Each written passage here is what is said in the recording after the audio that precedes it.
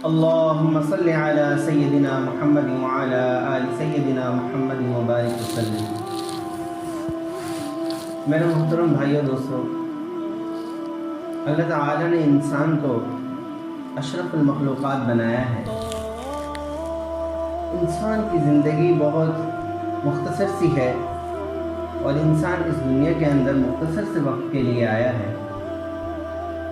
اللہ تعالیٰ نے انسان کو اس دنیا کے اندر جو بھیجا ہے وہ مقصد کے تحت بھیجا ہے۔ کوئی مقصد ہے، کوئی وجہ ہے، بے فائدہ بے مقصد نہیں بھیجا۔ اللہ تعالیٰ نے فرمایا افحسبتم انما خلقناکم عبثا، کیا تم یہ خیال کرتے ہو، کہ تم یہ سمجھتے ہو کہ تمہیں بے فائدہ پیدا کیا گیا ہے؟ کیا تم بے فائدہ دنیا میں بھیجے گئے ہو؟ نہیں، بلکہ بے فائدہ پیدا نہیں کیے گئے۔ مطلب یہ ہے اس آیت کا کہ تمہیں تو کسی مقصد کی وجہ سے بھیجا ہے، کسی مقصد کے تحت بھیجا ہے، کوئی تمہارے بھیجنے کا سبب ہے، بے سبب بے فائدہ تمہیں نہ بھیجا گیا۔ تو انسان کو اس دنیا کے اندر بھیجنا ایک سبب ہے، ایک مقصد ہے اس کا۔ میں اور آپ اس دنیا کے اندر بہت ساری چیزوں میں لگ جاتے ہیں اور اپنی زندگی کی کل کائنات اس دنیا کو بنا لیتے ہیں، اپنی زندگی کا ہر مقصد اس دنیا کو بنا لیتے ہیں۔ انسان دنیا میں آتا ہے اور آتے ہی جو ہے نا اس کی سوچ دنیا کی طرف مائل ہو جاتی ہے۔ کیوں؟ اس لیے کہ ماحول وہ ایسا دیکھ رہا ہے کہ ہر طرف دنیا کمانے کے ذریعے نظر آ رہے ہیں، ہر طرف دنیا ہی دنیا نظر آ رہی ہے، اعمال والی زندگی نہیں نظر آ رہی، حضور والی زندگی نہیں نظر آ رہی۔ تو انسان دنیا میں آتے ہی اپنے آپ کو یہ سمجھتا ہے کہ میری پور کائنات یہ دنیا ہے اور میں ان خواہشات کو پورا کر کے دنیا کے اندر راحت اور سکون اور چین حاصل کر لوں۔ میرے بھائیوں، دنیا کا سکون تو عارضی ہے، دنیا کا یہ چین یہ راحت عارضی ہے، دنیا کا تعیش یہ عارضی ہے۔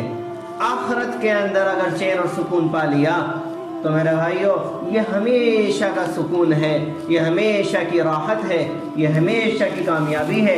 میرے بھائیوں، ہم جب دنیا میں آ چکے تو ہم نے اس دنیا کو کل کائنات سمجھا، حالانکہ میرا رب کہتا ہے کہ تمہارے لیے یہ دنیا سب کچھ نہیں ہے، اس دنیا کے اندر تمہارے لیے کامیابی نہیں ہے، اس دنیا کے اندر تمہارے لیے سکون اور راحت نہیں ہے۔ اگرچہ تمہیں نظر آتی ہے کہ مال کے اندر سکون اور عیش اور راحت ہے، اگرچہ تمہیں نظر آتا ہے کہ اس اولاد کے اندر، لیکن میرے رب نے فرما دیا کہ نہیں، اس میں تمہارا سکون نہیں ہے، اس میں تمہاری راحت نہیں ہے، اس میں تمہاری کامیابی نہیں ہے، بلکہ کامیابی تمہاری کس صورت کے اندر ہے؟ جب کہ تم لا الہ الا اللہ والے منصب پر آ جاؤ گے، محمد الرسول اللہ والے منصب پر آ جاؤ گے، تو یہ سکون، یہ جو راحت ہے، یہ انسان کے لیے ہے۔ تو ہم نے اپنی زندگی کا مقصد کیا سمجھا؟ ہم نے دنیا کو اپنی زندگی کا مقصد سمجھا، اس لیے آخرت سے ہم لوگ غافل ہو گئے۔ اگر ہم اس دنیا کے اندر اپنا چین اور سکون اور راحت نہ سمجھتے تو آخرت کی تیاری لاحق تھی، آخرت کی تیاری ضروری تھی، آخرت کی تیاری ضروری تھی، یہ اعمال کرنا ضروری تھے، یہ احسانات والی زندگی کو اپنانا ضروری تھا، لیکن ہم نے بھلا دیا اس آخرت کی زندگی کو اور ہم نے اس دنیا کی زندگی کو حاصل کرنے کا سوچا، جس کے اندر کامیابی دنیا کی تو نظر آتی ہے انسان کو، لیکن میرے رب نے فرمایا اس دنیا کی مچھر کے پر بھی برابر ضرورت نہیں، اس کی حیثیت کوئی نہیں۔ آج ہم لوگ دنیا کے اندر آ گئے ہیں اور ہم یہ سمجھتے ہیں کہ یہ ہمارا کمال ہے۔ اللہ نے کہا افحسبتم انما خلقناکم عبثا، کیا تمہارا یہ خیال ہے کہ تم جو ہے نا بے فائدہ پیدا کیے گئے ہو؟ نہیں، وما خلقت الجن والانس الا لیعبدون، میں نے تو جنات اور انسان کو اپنی عبادت کے لیے پیدا کیا گیا ہے۔ لہٰذا مخاطب کر کے اللہ تعالیٰ فرماتا ہے، گویا کہ اللہ تعالیٰ بندوں سے کہہ رہا ہے، اے بندو تم یہ خیال کرتے ہو کہ تم بے فائدہ ہو، یہ نہ سوچو، یہ خیال نہ کرو، یہ نہ سمجھو، بلکہ تمہارا تو ایک آخرت سے بالا پڑنا ہے، تمہارا تو تمہارے رب سے بالا پڑنا ہے، تمہیں تو اپنے رب کو چہرہ دکھانا ہے، تمہیں تو اپنے رب سے جا کے ملنا ہے، تمہیں تو حضور کے سامنے پیش ہونا ہے، آخر تمہاری آخرت ہے آخر میں۔ ہاں، اگر تم اس کو بھلا بیٹھو گے، اس سے درگزر کر جاؤ گے تو کہاں جاؤ گے؟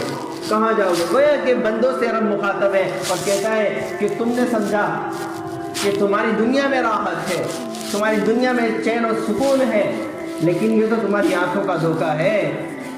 جب آنکھ بند ہوگی اور قبر میں جائیں گے تو پتہ چل جائے گا کہ راحت کیا ہے، سکون کیا ہے، اور برائیاں کیا ہیں، پریشانیاں کیا ہیں، مشقتیں کیا ہیں، تکلیف کیا ہیں۔ آج دنیا میں تھوڑی سی تکلیف انسان کو آ جاتی ہے تو انسان یہ سمجھتا ہے کہ میں نے اپنا سب کچھ برباد کر دیا، میں اپنا سب کچھ لوٹا چکا، اور میں نے کون سا جرم کیا ہے، میں نے کون سا جرم کیا ہے، میں نے کون سی تکلیف کی تھی، میں نے کون سا گناہ کیا تھا کہ مجھ پر یہ مصیبت نازل ہو گئی، مجھ پر یہ وحشت نازل ہو گئی، مجھ پر یہ امتحان اتر آیا، مجھ پر یہ آزمائش اتر آئی۔ یہ پھر گمان کرتا ہے، یہ پھر خیال کرتا ہے کہ میں نے کون سا جرم کر دیا۔ ارے یہ سوچ کہ تو نے کون سا جرم نہیں کیا، اے انسان تو یہ سوچ کہ تو نے کون سا گناہ نہیں کیا، تو نے کون سی غلطی نہیں کی، تو نے کون سی خطا نہیں کی، لیکن تیرا رب بڑا کریم ہے۔ یا ایھا الانسان ما غرک بربک الکریم، اے انسان تجھے تیرے مہربان رب سے، تجھے تیرے محبوب رب سے، تجھے تیرے شفیق رب سے، تجھے تیرے کریم رب سے کس چیز نے دھوکے میں ڈال دیا؟ کس چیز نے تجھے برباد کر دیا؟ کس چیز نے تجھے جو ہے نا بے قابو کر دیا؟ کس چیز نے تجھے تیرے رب سے دوریوں کو طے کر دیا؟ کس چیز نے تیرا فاصلہ اللہ سے کر دیا؟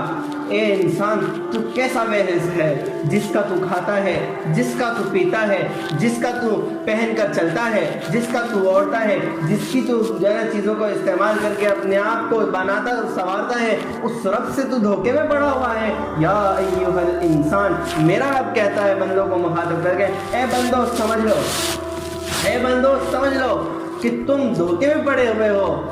میرا رب نے سوال کیا، یا ایھا الانسان ما غرک بربک الکریم، کہ کس چیز نے دھوکے میں ڈالا تجھے تیرے کریم رب سے؟ میں تو بڑا کریم تھا، تو نے مجھے بھلا دیا۔ میں تو بڑا رحیم تھا، تو نے مجھے بھلا دیا۔ میں تو بڑا شفیق تھا، تو نے مجھے بھلا دیا۔ میں تو بڑا مہربان تھا، میں تو بڑا محسن تھا، تو نے مجھے بھلا دیا۔ بھلا بتا تو صحیح کیا سبب بنا، کیا وجہ بنی جس کی وجہ سے تو نے مجھے بھلا دیا؟ میرا رب بندوں کو مخاطب ہو کے کہتا ہے کہ بندے بتا تو صحیح کیا چیز تھی جس چیز نے تجھے دھوکے میں ڈال دیا؟ کیا یہ دنیا تھی جس سے تو دھوکے میں پڑ گیا؟ کیا یہ دنیا تھی جس سے تو نے آخرت کو بھلا دیا؟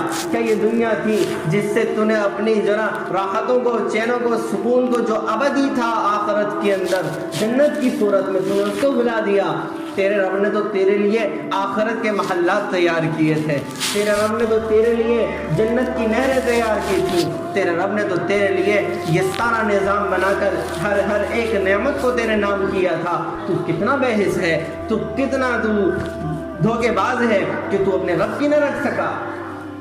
اللہ اپنے بندوں سے مخاطب ہو کے یہی کہہ رہا ہے کہ بندو تم کہاں جا رہے ہو، کہاں جا رہے ہو؟ یا ایھا الانسان ما غرک بربک الکریم۔ اس آیت پر اگر غور کیا جائے، اس آیت پر اگر غور کیا جائے تو پتہ چلتا ہے کہ رب کتنا مہربان ہے۔ حالانکہ ایک بڑا ہوتا ہے نا، علاقے کا پی ایم ہو، ٹھیک ہے، پورے ملک کا پی ایم ہے، یا پھر ایم این اے ہو، یا کوئی ڈی سی ہو، اگر وہ کسی کو مخاطب کر کے کوئی بات کہے نا تحسر کے طور پر، تو بڑا ایک دل کو وہ ہوتا ہے کہ میرے سے فلاں نے بات کی تھی، میرے سے فلاں نے جو نا بات کی تھی، مجھ سے شکایت کی تھی کہ تو آیا نہیں، تو میرے پاس آیا نہیں۔ ہم سے اللہ شکایت کرتا ہے، ہم سے ہمارا رب شکایت کرتا ہے کہ تم میرے پاس آتے کیوں نہیں؟ دنیا کا سردار، دنیا کا سردار، دنیا کا حکمران ہمارے لیے عزیز تر ہے، ہم اپنے رب کو بلا بیٹھے ہیں۔ یہ کیسا ہمارا انصاف ہے؟ ہمیں کھلاتا میرا رب ہے، ہمیں پلاتا میرا رب ہے، ہمیں اڑاتا ہمارا رب ہے، ہمیں سلاتا ہمارا رب ہے۔ دیکھیں تو صحیح ہم دن میں کتنی نعمتیں استعمال کرتے ہیں، بھلا کسی کا شکر بھی ادا کرتے ہیں ہم؟ ہم کتنی نعمتوں کو جو نہ ضائع کرتے ہیں. ہم نے کبھی سوچا کہ یہ ہمارے رب نے عطا کی ہوئی ہیں. ہم کتنی نعمتوں کو کھانے کے بعد اور کتنی نعمتوں کو کھانے کے بعد ہم گناہ میں لگے ہوتے ہیں. گناہ میں لگ کر ہم جو نا رات ہو جاتی ہے, سونے کے لیے بستر پر لیٹ جاتے ہیں, لیکن وہی پرسکون میرا رب دیتا ہے نیند. وہ پرسکون نیند دیتا ہے, وہ پرسکون نیند دیتا ہے, وہ پرسکون راحت والی نیند عطا کرتا ہے, جیسے تو نے کچھ کیا ہی نہیں ہے سارا دن, جیسے تو نے کچھ کیا ہی نہیں. ایسی پیاری نیند عطا کرتا ہے کہ ساری رات غفلت میں گزر جاتی ہے سو سو کے, اور صبح آنکھ بھی نہیں کھلتی, صبح آنکھ بھی نہیں کھلتی ہم جیسے نالائقوں کی, کہ ہم نماز پڑھنے کے لیے تیار نہیں ہوتے. کیسی پیاری نیند دیتا ہے. حالانکہ ہونا تو یہ چاہیے کہ جو کوتاہی کرے, دنیا کا قانون ہے, ہونا تو یہ چاہیے کہ جو کوتاہی کرے, جو کم بیشی کرے, ہاں تو اس کے لیے سزا ہونی چاہیے. ایک مزدور کسی دکان کے اندر کوئی کام کرتا ہے, اگر وہ کے اندر گڑبڑ کرتا ہے تو رات کے وقت حساب کے اندر پتہ چلتا ہے کہ اس نے کیا گڑبڑ کی ہے, ٹھیک ہے. پھر اس کے متعلق اس کی تنخواہ میں سے پیسے کاٹ دیے جاتے ہیں یا اس کو ذلیل و خوار کیا جاتا ہے. ہاں تو ہم تو ساری زندگی گناہ کرتے رہے, اور ہم پورا دن گناہ کرتے ہیں, صبح اٹھتے کے ساتھ رات تک گناہ ہمارے چلتے ہیں. ہم بتاؤ کس کس چیز سے بچتے ہیں, وہ کون سے برے افعال ہیں جن سے ہم بچنے کی کوشش کرتے ہیں. اچھے بھی کریں تو اس کے ساتھ برے اعمال کر کے ان کو بھی برباد کرتے ہیں, اور پھر رات کو ایسی پرسکون نیند میرا رب دیتا ہے جیسے کچھ کیا ہی نہیں. دنیا کا قانون تھا کہ اس کو سکون سے نہ جینے دیا جائے, اور اللہ میرا ایسا ہے کہ وہ ہمیں دنیا کے اندر, دن کے اندر تمہارے کیے ہوئے گناہوں کے سبب تمہاری رات کی نیند کو نہیں چھینتا, ہماری رات کی نیند کو نہیں چھینتا, ہمارے کو پرسکون نیند دے کر پھر ایک نیا جذبہ اور ایک نیا جو نا بلبلے کے ساتھ ہمیں بیدار کرتا ہے کہ ہم صبح اٹھ کے چلو اس کی فرما برداری کریں گے. لیکن ہر آیا دن ہمارا نافرمانی کے ساتھ منسلک ہے, ہر آیا دن ہمارا اس رب کی نافرمانی کے ساتھ